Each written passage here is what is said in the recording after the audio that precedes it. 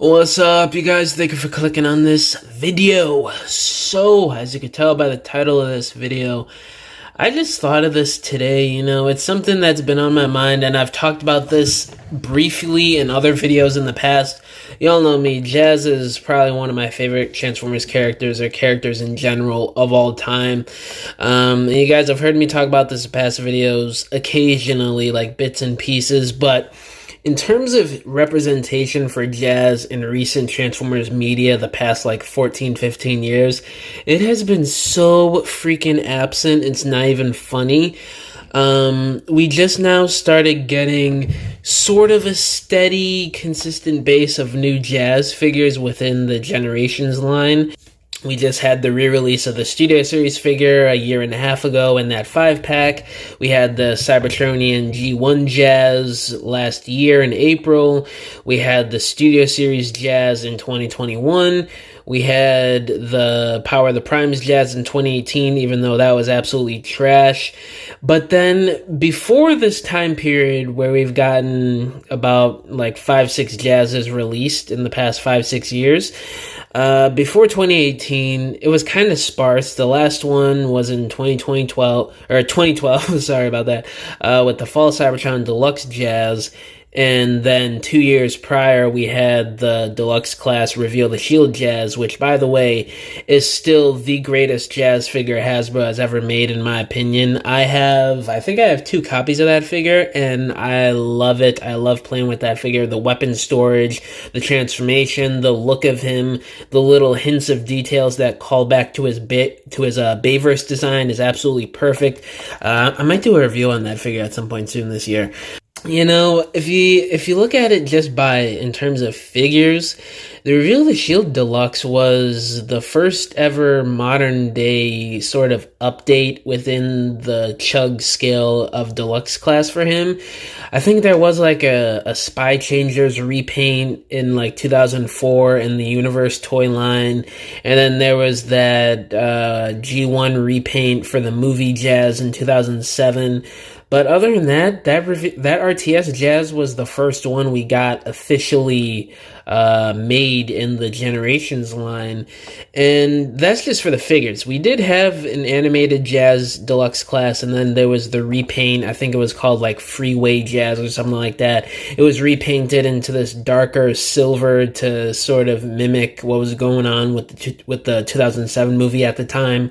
But in terms of actual appearances in media and stories, I don't know, man. It's pretty scarce, especially after animated. I don't know what's been going on. Jazz is one of the most popular Transformers characters, I'd say, and in most continuities, he is second or third in command to Optimus's main team. So it doesn't make sense to me why he's been absent so long. And I think the last cartoon appearance he was in was RID 2015. And he was more so like a cameo, if I remember, in that show, as opposed to more of a main character or a character with actual storylines and detail within the show. The last time we got that was in animated. I thought animated Jazz was absolute perfection, peak Jazz media and appearance, in my opinion. It's that and G1 for me, but to be honest with you guys, it's either animated or G1 anyway. There really isn't too much competition unless if you maybe throw in Bayverse, but Jazz dying at the end of the first movie, I know I'm not the only one that shares this opinion in the Transformers fandom, but that is an absolute atrocity. It is a crime against humanity that Jazz died in the first ever Transformers live action film. It makes no sense to me. There's been a couple theories out there over the years as to why they did that. Some say it's because of Pontiac being discontinued that same year, but honestly, I'm not sure about that, because why would they do that if they use cars that aren't even, in real life? They have all these custom-made cars within the live-action movies, then they have cars that aren't in production anymore, that were canceled 20, 30, 40 years ago, cars in the 70s, 60s, 80s. So that doesn't really make too much sense to me. Others have been saying that there's memes out there saying that they killed Jazz off because he's the only black Transformer in the movie. I don't know about that one either. But there was the one that seems to be the most The one that makes the most sense to me and to a lot of people is that they wanted at least one Autobot to die in the first movie to feel the weight of the war between the Autobots and the Decepticons, and feel the weight more so on the Transformers side of things, on how powerful and what the Decepticons are capable of. They wanted to have that human and Autobot Transformer adjacent feel and effect to what the Decepticons are capable of, and how powerful and evil they are, and what sort of threat they pose to the protagonists within that movie. That makes the most sense to me, but again, if I were in charge of the story with that movie, to be honest with you guys, and I know some of you watching this video may not agree and may hate me for this, but I would have chose Bumblebee. I'm just lay it all out there. I think Bumblebee should have been the one that died, sacrificing himself some way after getting his legs cut off. Maybe he lost Energon. I think it kind of would have been an emotional moment if that was the last scene of the movie before they have the montage of the Pentagon, the Megatron burial at sea, and then of course the iconic mountaintop scene where Optimus gives his speech. I think having Bumblebee die in that scene before the ending montage would have, cemented Bumblebee's role in that movie so much more, and it would have hit home so much better, in my opinion, than having a character like Jazz that only came in to the tail end of the second act of the movie, and by then he only had like 5, 6, 7 lines. So not much character with him in that movie. I think they should have, if they wanted Jazz to die, I think they should have saved it for the second movie or maybe the third. Yeah, I mean, it's been kind of sparse after animated, and I did kind of forget, there was the appearance in the War for Cybertron, Fall of Cybertron games. That was pretty great, even though, again, he wasn't really too much of a focal point and too much of a main character within that story for the game. But when you do get to play Jazz and the whole dynamic with Cliffjumper, which, by the way, was my inspiration for my Two Bots stop-motion film that I dropped like a year and a half, almost 2 years ago now, back in like July of 2022. Go check that out if you already haven't. That was my inspiration for that storyline with Cliffjumper and Jazz. That whole dynamic was really sick. Obviously, a reference dating back to the 86 movie where Jazz and Cliffjumper were paired together on, I think, what was that, Moonbase 2?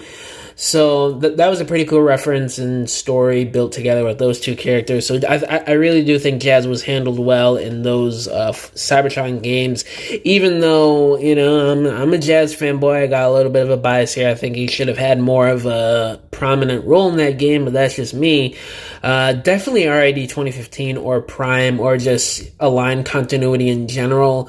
They should have had more of an emphasis on Jazz, especially since Hasbro at the time was really trying to do some brand unity in making sure the cartoons lined up to the movies some way in fashion, while still keeping the cartoons their own separate thing and ideas and stories. I think they should have had Jazz be in the main cast for Prime. Maybe have Jazz be the one that was friends with Bulkhead instead of Wheeljack. I think that might have fit Jazz's personality, and it would have been more of a natural evolution and a more modern version for his character that we're accustomed to from Bayverse and G1, instead of, Wheeljack, who was more of like the nerdy scientist that just had a random cool race car alt mode in the 80s. But that's just me. But yeah. The moral of this video is just give Jazz more appearances, more A-list main character appearances in Transformers media going forward. Hopefully he appears in Earthspark sooner rather than later, or he appears in the comics. I think there was like a background of him in issue 1 or 2 of the Skybound comic. Maybe he's going to be revived soon at some point this year within that storyline. So that would be cool to see him be a main character in the new Skybound comics. But Hasbro, please, come on.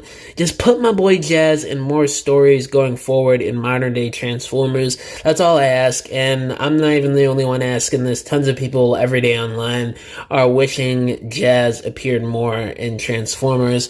But yeah, that's pretty much it for this video. Let me know down in the comments below.